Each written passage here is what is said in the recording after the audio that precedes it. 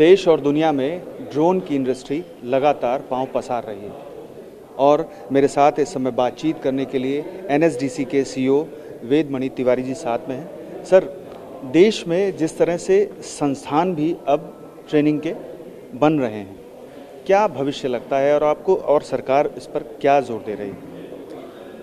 मैं जैसे कि सुबह भी मैंने बोला था कि हिंदुस्तान का सौभाग्य कि हमारे माननीय प्रधानमंत्री जी ने ड्रोन्स का पोटेंशियल एक हमारे देश के कॉमन मैन की लाइफ में क्या हो सकता है उसको देखते हुए रेगुलेशंस को बहुत अच्छे तरीके से इंडिया में डीरेगुलेशन किया। हम शायद दुनिया के सबसे एडवांस कंट्री हैं in form of drone regulation, और ये ड्रोन रेगुलेशंस की जो सहूलियत एक कॉमन पर्सन को मिली है, आप जल्दी ही पाएंगे कि देश के कोने कोने में लोग नए से नए तरीके से इस नई टेक्नोलॉजी का उपयोग करके भारत को विकसित भारत बनाने में अपना रास्ता आगे बढ़ाएंगे। जैसे कि एक विचार जो नीति आयोग ने शुरू किया था कि किराए पर आप उपकरण लेकर के खेती कर सकते हैं, क्या उसी तरह से एनएसडीसी भी कुछ विचार कर रहा है कि किराए पर ड्रोन लेकर के आप छिड़काव करें और ये सारी चीज़ें करें?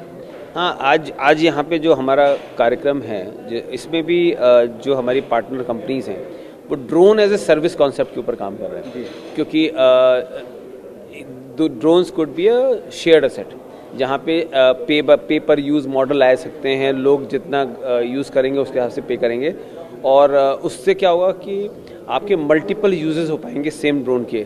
कभी वो एग्रीकल्चर के लिए यूज़ हो रहा है, कभी बगल में हाईवे बन रहा है तो वहाँ पे सर्वे के लिए यूज़ हो जाएगा, परसों को कोई वहाँ पे हेल्थ केयर में कुछ मेडिसिन पहुँचानी है उसके लिए यूज़ हो पाएगा।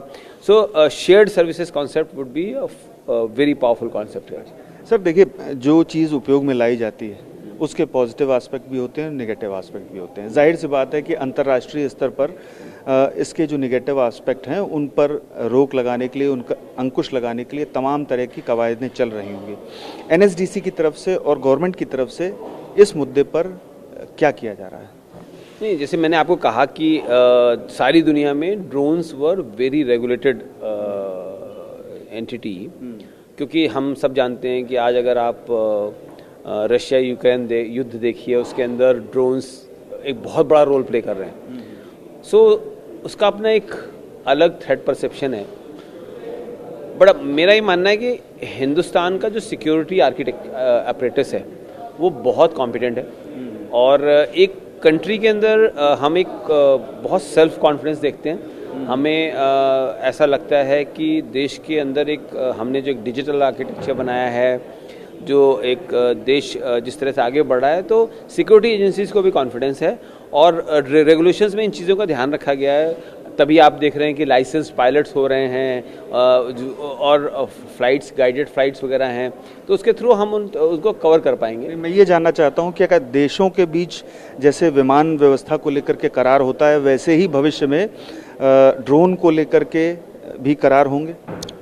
आई थिंक वो मोर नॉलेज ट्रांसफ़र के होंगे, because drones are short haul devices, so they will not be able to do an inter country flights etcetera, but definitely हर कंट्री एक नए ड्रोन्स को अपने तरीके से यूज़ करेगा, और उसके ऊपर एक दूसरे कंट्रीज़ के बीच में करार होगा। एक अंतिम सवाल करूंगा कि अंतर्राष्ट्रीय मंच जो है एनएसडीसी का, उसका जिम्मा भी आप पर है। ऐसी स्थिति में आप भारत को कहाँ पाते हैं ड्रोन्स के इवॉल्व होने, उनके क्षेत्र के विकास को लेकर भारत को कहाँ पाते हैं? देखिए, हम सब जानते हैं कि दुनिया भर में जो एग्रीकल्चर फार्म्स हैं, आप ब्राज़ील चले जाइए, आप ऑस्ट्रेलिया चले जाइए, आप यूएस चले जाइए, आप न्यूजीलैंड चले जाइए, बहुत बड़े फार्म्स होते हैं। उन कंट्रीज़ में मैकेनाइजेशन काफ़ी हुआ एग्रीकल्चर का, लेकिन ड्रोन उन फार्म्स के लिए कम्प्लीटली ट्रांसफॉर्मेटरी अपॉर्चुनिटी हो सकते हैं, और गिवन कि सारी दुनिया में जो है लोगों की कमी है, हमारे लोग ड्रोन की ट्रेनिंग यहाँ करके वो सारी दुनिया में जा सकते हैं। वो ऑस्ट्रेलिया के फार्म्स में ड्रोन्स को फ्लाई कर सकते हैं, वो कनाडा में ड्रोन्स को फ्लाई कर सकते हैं, और ये एक हिंदुस्तान के लिए नया रास्ता खोलेगा। अगेन हमारे प्रधानमंत्री का सपना था क्या जो सिद्ध प्लेटफॉर्म है वो इसी योजना का हिस्सा है। सिद्ध प्लेटफॉर्म के माध्यम से क्या है कि हम कोशिश ये कर रहे हैं कि सारे लोग जान सकें कि उनके पास किस तरीके के रास्ते अवेलेबल हैं, स्किल को एक्वायर करके वो एंटरप्रेन्योरशिप के माध्यम से, जॉब के माध्यम से, इवन इंटरनेशनल जॉब के माध्यम से अपने भविष्य को सुधार सकते हैं। उसके अंतर्गत ड्रोन्स और अदर एविएशन टेक्नोलॉजीज भी उसके अंदर आती हैं। हमसे बात करने के लिए बहुत बहुत शुक्रिया।